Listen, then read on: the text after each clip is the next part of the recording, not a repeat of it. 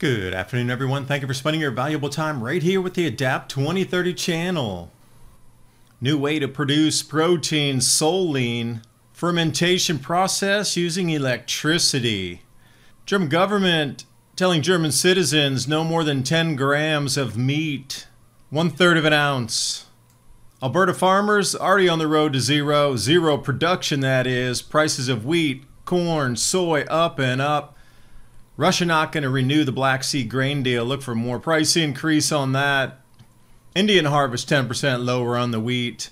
Checking in the southern hemisphere. Ozone depletion ongoing as we look at the electric geology Rainbow Mountain. The laid down layers, that's an electrical cycle.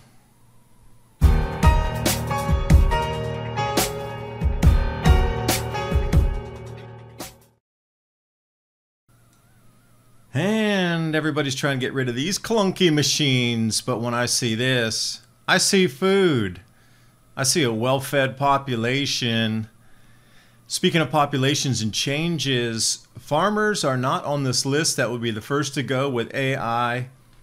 Sweeping through the workforce, these are the first jobs that are affected, not going to be, but are right now affected by ChatGPT/artificial intelligence, where one person can do the work of 10 in clerical, cashiers, customer service, bookkeeping, auditing. Robots will outsource you, AI will outsource you, but farmers are going to continue to grow your food. And in Germany, they're taking a different approach. German authorities telling residents of Germany consume no more than 10 grams of meat per day. So 30 grams is an ounce, for those of you unfamiliar with grams to ounce measurements. Not even this much meat, even less than this will be consumed per day, and that's all you get if you're good. And then if you thought that was maniacal, only one sausage per month for everybody. Living large, one sausage, 1/3 of an ounce of meat. And the luxury keeps on rolling in Germany. At least they have good wine. Alberta farmers on the road to zero. Zero production, that is. Ouch. Following right on the heels of the United States in crushing wheat production. Agricultural moisture failing to recharge the soil. 50-year lows so far. And that was a couple weeks ago, and it has trended drier and more forecast crop losses moving forward. The beginning of June is unprecedented, nothing like they've ever seen before. And then if we look over at North American prices, wheat up 20% in the month, soy up 14%, corn futures up 13%. And then Bloomberg on the bottom paragraph there, without substantial rain in the next month or so, farmers are going to start abandoning the field and pulling up their harvests or tilling them under so they can get the crop insurance, which will leave us with even less food. Here it is. Larger chart for you, taking us up to the last week of June.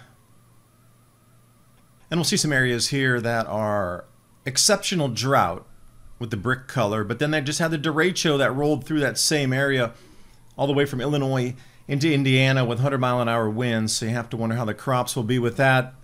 Structural damage, trees down, obviously crops in the fields flattened. Karen Braun keeping the information coming. As always, U.S. corn conditions falling 55% good or excellent. That means the rest of it's ethanol or animal feed bound. And if we look at the U.S. crop condition, the black line is where we are this year. It looks like trending toward 2012. And if you know anything about that year, spikes in prices running to the moon and back. Check this out. Many people today struggle to manage their weight, but this is more true than ever after the age of 20. This is because after the age of 20, our body's metabolism slows down by as much as 4% every decade. Luckily, there's ways to help get that fast metabolism back and in time for summer. If you want to try it now, because last time they ran out of supply. Took them a little while to get stock and inventory back in, more and more difficult with the supply chains. Also for the Adapt 2030 audience, take 51% off your order by going to adaptwithketo.com or click on that link in the description box below. It'll take you to the same place. And now on with the video.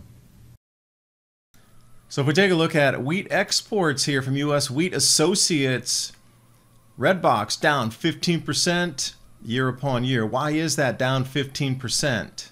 Do you think? 50-year lows, 100-year lows in wheat production would explain it. Now over to Algeria, 630,000 tons that are going to pull from Russian wheat supply. Straight over to Algeria for milling. They shall have no problem, but who is going to have a problem is the rest of the world. That depends on really cheap grain coming out of the Black Sea Initiative, which will not be renewed. So in the middle of July, grain prices are going to get incredibly high and supply will be tight once again. And then in the second paragraph there, talking about Indian production, 10% lower than last year. And looking at China's wheat crop, too much rain, 15% decline in that as well. So wherever you look across all wheat growing regions in the entire planet, down. And looking at France, they're struggling to get the winter barley harvest complete, but the spring barley conditions also dropping. 78% good to very good, as you can see, as they progress with the heat and with the droughts and extreme conditions. So where does that leave our world then? As you can see, the grains very specifically. Barley, which will also be affected by the ozone depletion event in the southern hemisphere, because the southern hemisphere is the lion's share of barley production on the planet. So we see barley struggling in France. Now, we're going to see barley struggling across the entire southern hemisphere. That's one of the most sensitive plants to UVB radiation, which will come in at levels not seen prior, let's say, because of the ozone depletion event, because of the Hunga Tonga eruption and all those ice crystal clouds in the mesosphere, and ozone sits on those ice crystals and breaks down. It's going to be massive, unbelievably sized ozone hole this year across the southern hemisphere. We got the wheat at 50 or 100-year lows, depending on which country you're looking at.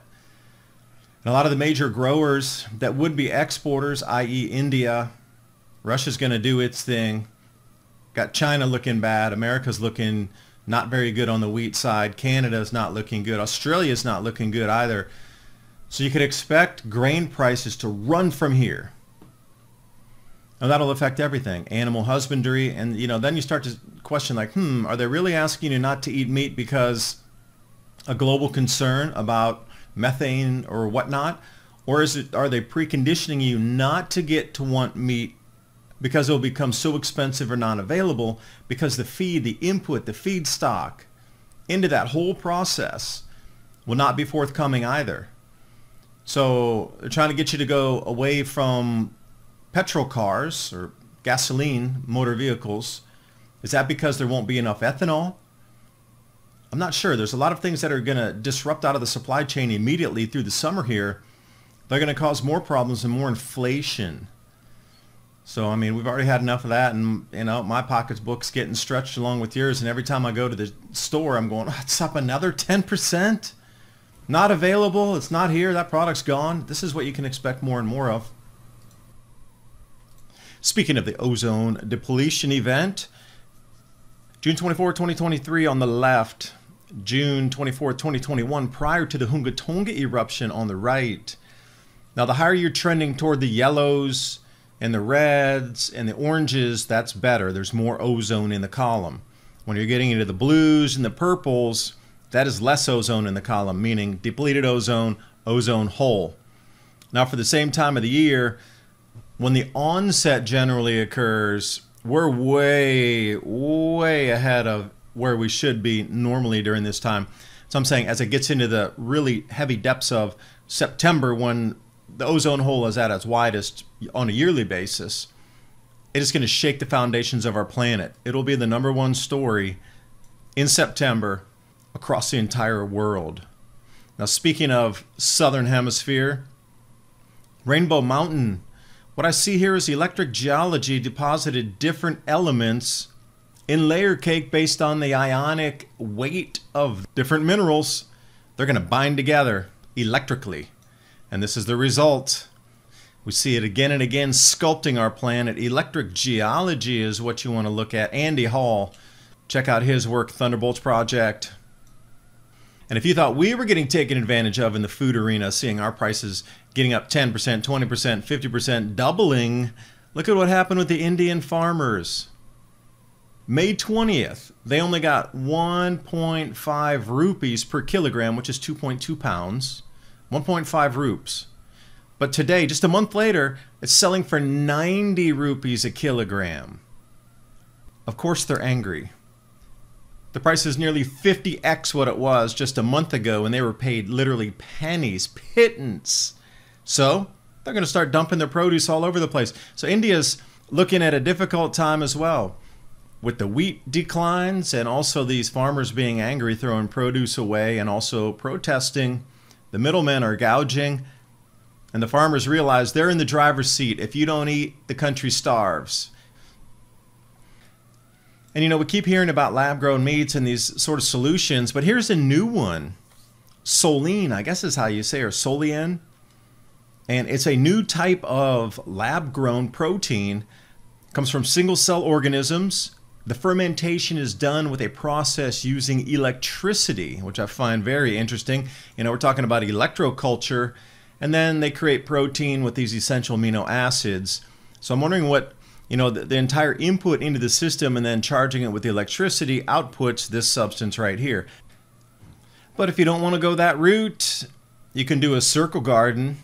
Check this out, start to finish, through a summer corn in the back and your other favorite veggies as you create a circular garden versus a square garden. I came across the video, pulled a few screen grabs. Excellent. I hadn't seen this style before, and I'm wondering, you know, if there's any copper wiring coming down those poles there doing electroculture as well.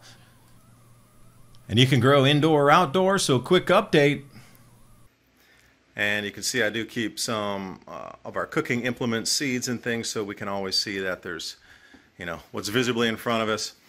Okay, so the top row here, I'm going to be doing Moringa oleifera PK1 seeds. I ordered those. High value veg crop, and I think I'm going to do the whole tray with that one. Also in the rock wool cubes down here, let's see, what do we have under the hood, if we may. Take this away here. So this will be one of our misting chambers, one of the grow chambers here. So I'm going to do cress. I'm going to be doing cress in this first set of rows. What is this one? Yeah, chrysanthemum in the second one here. Italian parsley.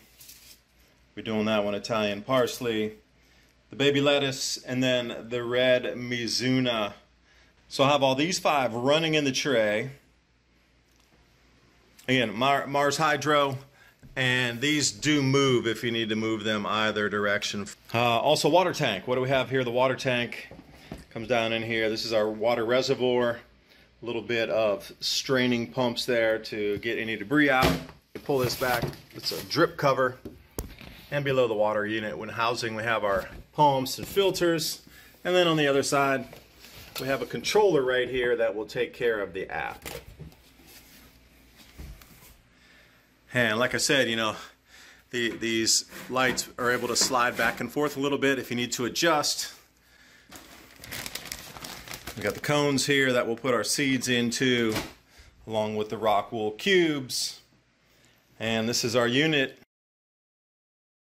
Now also, Ted Marchildon, I have his grow unit on deck as well, the Omega rotary grow system. We're going to run them side by side, because if you can't grow it, you're going to want to have some emergency storable foods around. My Patriot Supply and Adapt 2030, the 3-month emergency food supply. Get it while you still can. Supply chains are constricting. Getting foodstuffs in is more and more difficult. That link's in the description box below, along with tonight's stories and images, so you can share with friends and family. I do appreciate you watching. Hope you're getting yourselves ready, because the food is definitely going to be an issue moving through the rest of the summer. And until the next report, bye for now.